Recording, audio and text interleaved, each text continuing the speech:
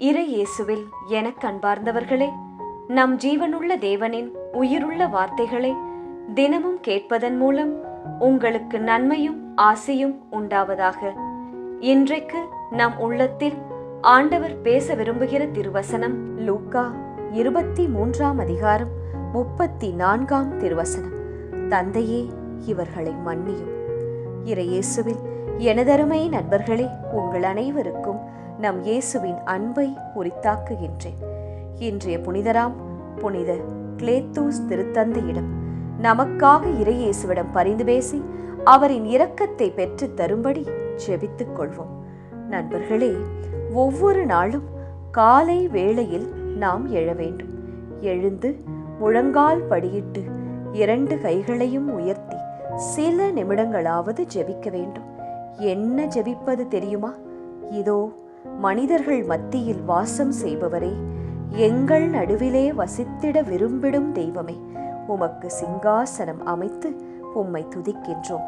இயேசுவே, பரிசுத்த அலங்காரத்துடனே உம்மை தொழுகின்றோம். இயேசுவே, எங்கள் மத்தியில் உலாவிடும், எங்களோடு என்றும் வாசம் செய்யும் இயேசுவே, ஆமேன் என்பதாய் ஜெபிக்க வேண்டும். இன்றிலிருந்து இதை நீங்கள் தொடர்ந்து செய்து பாருங்கள். உங்களை அதிசயங்களை இயேசு காண செய்வார். சரி, இன்றைய வசனம் நம்மிடம் என்ன பேச போகிறது கேட்போமா? தந்தையே, இவர்களை மன்னியும். இயேசு தனது கடைசி நேரங்களில் தான் மரித்து போவதற்கு முன்பு 2 குற்றவாளிகளுக்கு நடுவே தானும் ஓர் குற்றவாளியைப் போல தொங்கவிடப்பட்டும், அவர் பரிசுத்தமுள்ள இயேசு, ஒரு அநீதியும் செய்யாத உத்தமர். அப்படிப்பட்ட ஆண்டவர் கூறுகிறார், தகப்பனே, இவர்களை மன்னியும் என்கிறார். எத்தனை பெரிய காரியம் அது! சாதாரணமாக யாராலும் அப்படி சொல்ல முடியாது, மன்னிக்க முடியாது. அப்படியே மன்னித்தாலும் மறக்க முடியாது. யாராவது நமக்கு ஒரு சின்ன இடறல் செய்தாலோ அல்லது நம்மை கடினமான வார்த்தைகளால் காயப்படுத்தினாலும் அவர்கள் மேல் எவ்வளவு கோபம் கொள்கிறோம், எரிச்சல் அடைகிறோம், திட்டுகிறோம், சண்டை போடுகிறோம், ஏன் பிரிந்து கூட வாழ்கிறோம். அவர்கள் மேல் கசப்பு வருகிறது, வைராக்கியம் பாராட்டுகின்றோம்.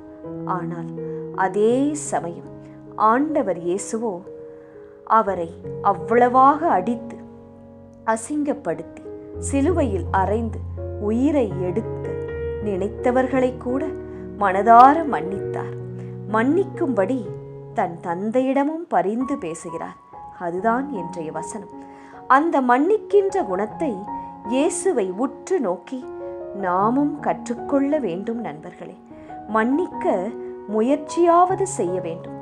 நீங்கள் எவ்வித பாடுகளின் மத்தியில் நிந்தையின் நடுவில் சென்றாலும், நீங்கள் தவறே செய்யாமல் இருந்தும் குற்றம் சாட்டப்படும்போது அந்த நேரத்தில் இயேசுவைப் போல அவர்களை மன்னித்து ஜெபிக்க வேண்டும். மன்னிப்பது பின்பு அந்த மனிதரிடம் சகஜமாக பழகுவது. அது அவ்வளவு ஈஸி கிடையாது. ஆனால் அப்படி நீங்கள் செய்ய முயற்சித்தால் உங்கள் கைமாறு விண்ணகத்தில் மிகுதியாயிருக்கும். சிந்தியுங்கள். ஜெபிக்கலாமா? இயேசுவே, உமக்கு பிரியமுள்ள, மன்னிக்கிற, பிறரை நேசிக்கிற பிள்ளைகளாக நாங்கள் வாழ துணை செய்யும். அந்த கிருபையை கேட்டு இன்று உம்மிடம் ஜெபிக்கின்றோம்.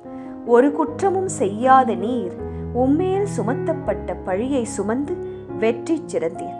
உமது சுவடுகளை பின்பற்றி நாங்களும் வாழ உதவி செய்யும் இயேசுவே, ஆமேன்.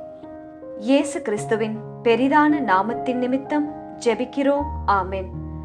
ஒவ்வொரு நாளும் உங்கள் உள்ளத்தில் ஆண்டவர் பேச விரும்புகிற இறை வார்த்தையை தெரிந்து கொள்ள ரோசரி பிரேயர்ஸ் சேனலை சப்ஸ்கிரைப் செய்யுங்கள். மேலும் உங்கள் நண்பர்கள் மற்றும் உறவினர்களுடன் ஷேர் செய்யுங்கள். நன்றி.